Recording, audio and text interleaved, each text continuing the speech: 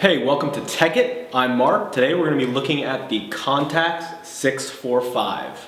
This is the Contax 645 medium format camera. The body accepts both analog and digital backs. It's one of the reasons this camera has gotten so popular recently and gone up in price. The first thing we're going to do is put in the battery, which uses a 2CR5 battery. They use them fairly quick. About 5 to 6 rolls of 220 is enough to drain the battery, so that's unfortunate. So you can get them on Amazon or a pharmacy, so just keep a few extra on hand. It's not really the end of the world. If you want extra power, you can always get the battery holder, but it's an expensive accessory. So if you can afford it, good to go. This camera system is renowned for its lenses, Carl Zeiss lenses. So I have the 45 millimeter lens, gives you a nice wide angle. I'm going to just snap that in there. It connects. The lens is very, very strong and sturdy, which is nice. It feels great. And you can see that it goes right up through the lens. Beautiful. So I have the analog film back. We're going to attach that on there. Very easy. It just all snaps into place. Make sure when you put it in, don't push it in too hard. So you'll see me right here. I'll actually depress the release button so that way it goes in smooth so it doesn't bend the sprockets over time. So the next thing to do is put on the viewfinder. There are two available. I have the waist level viewfinder, which is fairly rare and fairly specialized, but that's just what I like. So again, it snaps and slides right in very easily. It's very well made, like most of the Contax accessories. Just goes right on the top. And you'll see the line and the dot line up perfectly, and then you push it forward and it snaps right into place. There we go. Lined up, and now just give it a little push. So now we'll put in some film. So the film back opens up from the back, and you pull out the cartridge. It uses 120 millimeter film or 220 millimeter film. They also sell one that only uses 220 and is vacuum sealed. So line up both of the gears and it slides right in. Give it a little tap and it should click. That's how you know it's in. So we're going to press in the release button and then rotate to the ISO that the film is. Turn the camera on and we're good to go. So it goes everywhere from 8 seconds to 4,000th of a second. Great range. You can hear the shutter. And we have the compensation.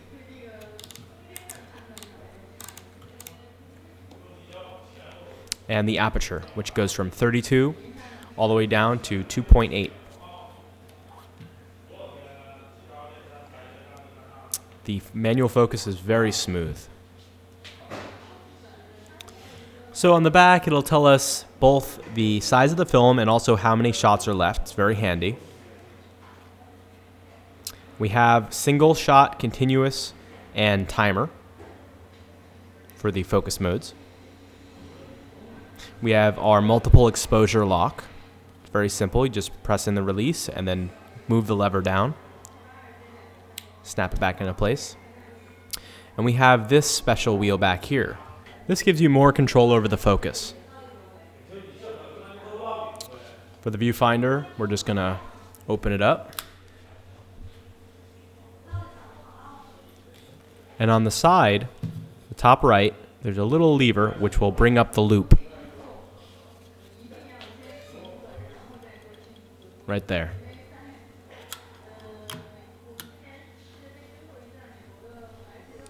So you can see how crystal clear and nice that viewfinder is.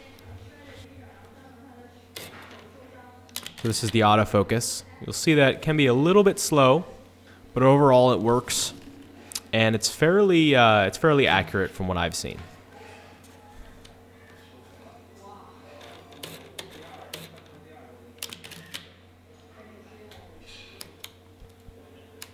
So inside you can see the menu, which shows you your focus lock. It shows you your aperture and all of your settings and also your exposure. This is one of my favorite parts here. We can plug in the remote, which will both focus and allow us to take the picture. Very good system. Great accessory too. I'll explain why soon. So one of the strengths of this system is the fact that it has autofocus. So a lot of people will say, well, the autofocus here is slow and it can be inaccurate. Well, here's the thing, it's a medium format that has autofocus. That in and of itself is impressive. So the one thing I will say about the autofocus is that it is fantastic. Yes, I know it has some issues, but here's the thing. When you have autofocus and you have a waist level viewfinder, you're good to go. So you might be wondering, why would you do that? Why would you want a camera that has autofocus and a waist level viewfinder? Well, I'll tell you. One of the things that I love to do is taking photos of people. Now, sometimes with my 4x5, I pose them as portraiture, but sometimes for street photography and things of that nature, you want to get in their face and take an image without them knowing that you're making an image of them. The problem is, if you have a viewfinder up here, that's not going to work. And if you have, for example, like a Hasselblad or even this without the manual, without the automatic focus, you have to do this. You can do it like this, but the problem is that you're going to be looking straight down into it. They might notice that. And the other problem is that the focus probably won't be accurate. So you need to put your eye up. So one of the ways that you can get around that is with this autofocus system. You simply walk up, you have it pointed at them, and bam, it takes the picture. And that's where this guy really comes in handy.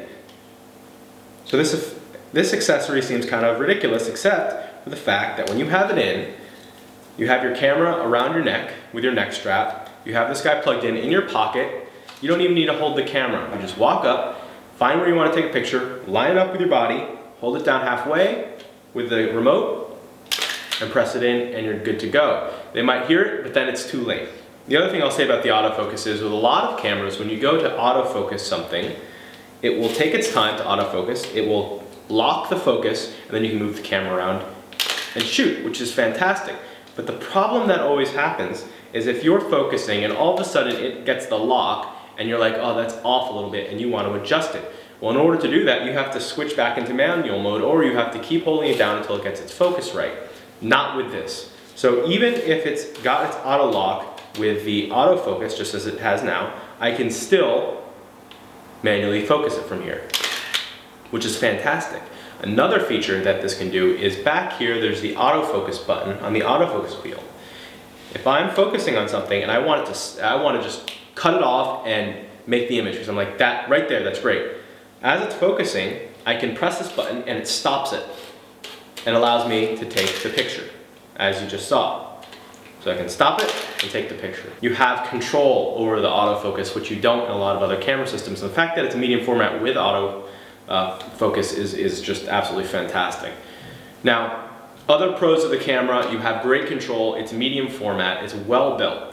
The cons of the camera, well, there's two things. First off, because it uses batteries and not great batteries, as in batteries run out quick, it is battery driven. So unlike a Hasselblad, which you can send for repairs and get replacement parts and maintenance it and it will never die, this guy, there's a potential that when it dies, it could die.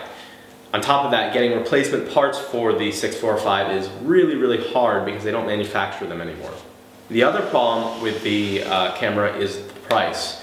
This is a very, very expensive medium format camera. It's really bad. So if you can afford the price, it's definitely worth it. The other problem, as far as price goes, is that the accessories are ridiculously expensive. So just to give you an idea, the waist level viewfinder here that I got with this camera, in a lot of cases, depending on the quality of the camera, is more expensive than the camera body. Why? I have no idea. There probably weren't that many of them produced, not many of them sold, and they're not being, they stopped being produced a while ago, so they're coveted. Everyone wants all the accessories. Things like just a simple lens cap. It's a problem. I have to get an off-brand. The neck strap is ridiculous. It's like $300 just for the lugs that attach to the camera right here to allow me to attach a neck strap. It's ridiculous. Dark slides are expensive. So every component of the camera is ridiculous as far as accessories go. So if you're okay with that, you're good to go. But honestly, it definitely is worth it when you consider the functionality of the camera and the beautiful, beautiful glass that these cameras have, the Zeiss glass. Overall, this is definitely a 10 out of 10 camera for me. It does exactly what I want it to do, everything in between. Because it's so modular, you can customize it to fit any kind of scenario. And on top of all that, it has a waist level, which for me brings it to a whole new level.